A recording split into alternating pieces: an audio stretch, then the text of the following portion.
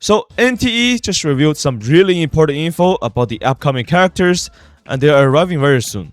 Today we're going to break everything down, and I'll also show you how you can prepare for it. So yeah, let's get into the video.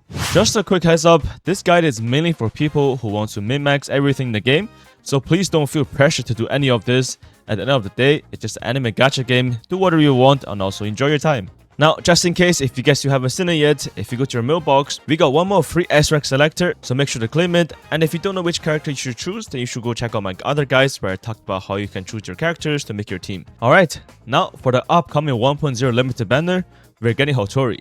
And she's a Cosmos Burst DPS character. Now, for Hotori's playstyle, all of this info are from closed beta tests, so this might be changed in the official release. But anyways, her playstyle is all about building momentum and then cashing it out during a huge burst window. She doesn't play like normal characters where you just spam abilities whenever their cooldowns are up, because she doesn't really have traditional cooldowns at all. Instead, you're constantly building her non-closed timepiece speeder during combat, and a meter basically controls her entire kit. Once you hit 60 energy, you can use her skill. Once you reach 120 energy, you can use her ultimate. So when you're playing her, you're always thinking about how quickly you can build up that meter and whether it's worth spending at 60 energy or saving for 120. Her normal attacks are mainly there just to keep your combo going while generating energy as you wait for those bigger damage windows.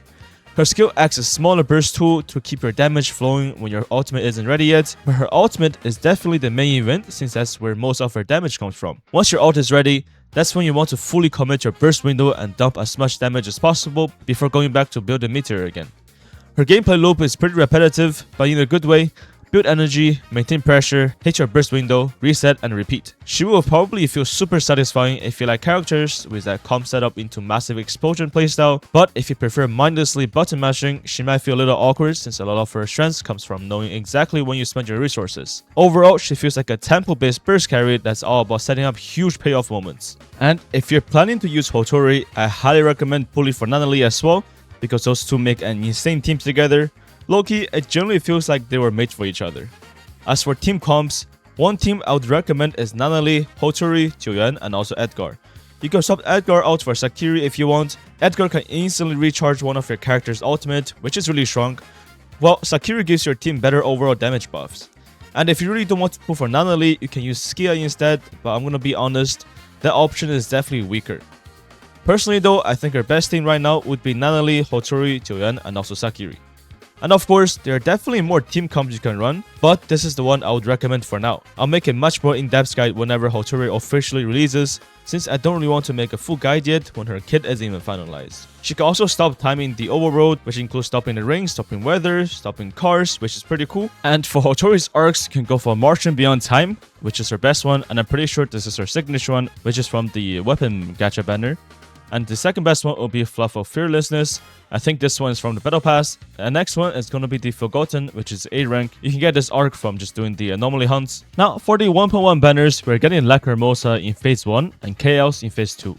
I've seen a lot of people saying they want to put for Lacrimosa, but personally, I'm going for Hotori.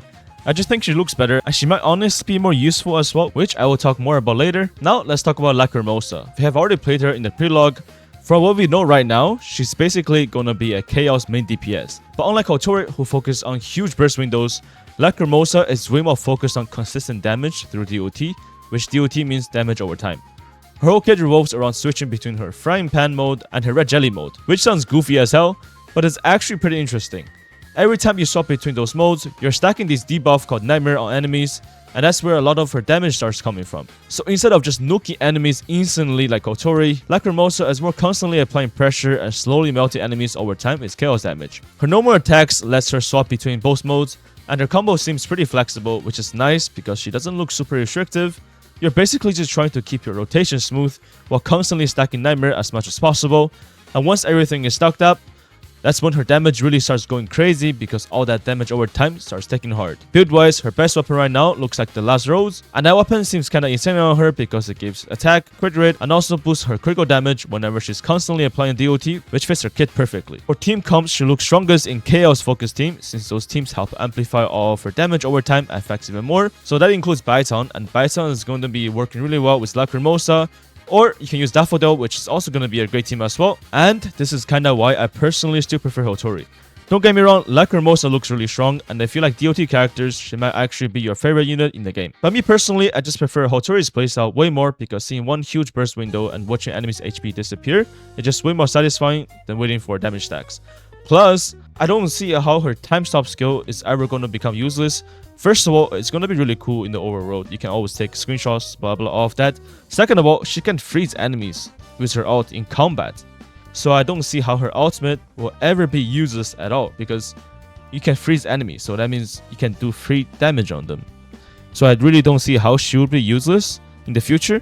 But a lot of people are saying that to skip her, to skip Nanali. If you guys want that, go ahead. But personally, I would definitely prefer Hotori. And then I'll grind enough to get Lacrimosa, so I can make more guides. But anyways, if you like Lacrimosa more, who am I to tell you who to choose, right? But obviously, take all of this with a grain of salt because our kit could still change before release. So I will make a more in-depth guide once we actually get our final numbers. And now for Chaos, I honestly don't have much information about him, so I won't cover him at all, though he's a Chaos element. That's it. Overall, I personally think if you already have Nanali, then you should definitely go for Hotori. And if you already have both Baiton and Daffodil, I would probably just skip Lacrimosa. I know a lot of people are going to disagree with me on this, especially because I have seen a ton of videos saying stuff like, oh, Hotori and Nanali are bait, are traps, don't go for them, just skip them. But here's my issue with that. Lacrimosa is also a main DPS character. And historically, in any of the other gacha games, main DPS units tend to get power creeped much faster. And honestly, the same argument can apply to Nanali too. The reason I feel a little better about Hotori long term is because of her time stop ultimate. I feel like that mechanic alone could help her age better than Lacrimosa, but obviously we will have to wait and see. As the CN server are getting Lacrimosa 1 week early anyways, so they can do the testing for us, then we will know who to go for. But at the end of the day, don't just blindly listen to me. Pull whoever you actually like and enjoy playing. So yeah, who are you guys planning to pull for? Alright guys, that pretty much covers all the important info you need to know. If you want to learn how to build better teams, go check out my other guides. I have made videos on chip builds, how to get funds fast, and the best teams for standard characters. I'll also be streaming today, so feel free to come hang out and join my Discord server if you want to be part of the community. But yeah, that's it for today. Thank you for watching, and I will see you in the next one. Bye bye!